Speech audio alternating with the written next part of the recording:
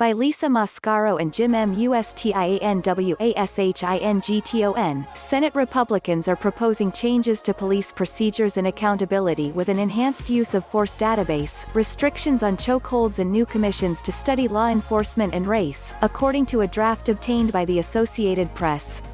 The Justice Act, Just and Unifying Solutions to Invigorate Communities Everywhere Act of 2020, is the most ambitious GOP policing proposal in years, a direct response to the massive public protests over the death of George Floyd and other Black Americans.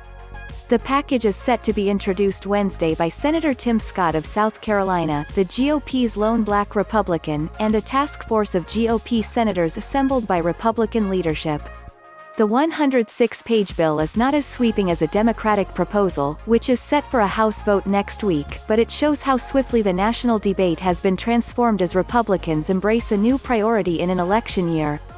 The GOP legislation would beef up requirements for law enforcement to compile use of force reports under a new George Floyd and Walter Scott Notification Act, named for the Minnesota father whose May 25 death sparked worldwide protests over police violence, and Scott, the South Carolina man shot by police after a traffic stop in 2015. It would also establish the Breonna Taylor Notification Act to track no-knock warrants. Such warrants used to be rare, but the 26-year-old was killed after police in Kentucky used a no-knock warrant to enter her Louisville home. To focus on ending chokeholds, it encourages agencies to do away with the practice or risk losing federal funds. Many big city departments have long stopped their use.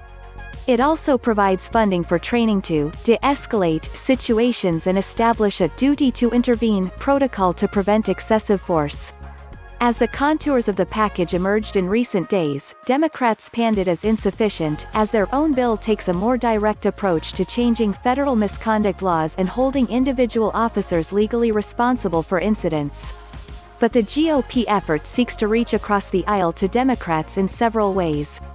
It includes one long-sought bill to make lynching a federal hate crime and another to launch a study of the social status of Black men and boys that has been touted by House Speaker Nancy Pelosi. The Republican package also includes a bipartisan Senate proposal to establish a National Criminal Justice Commission Act and extends funding streams for various federal law enforcement programs, including the COPS program important to states.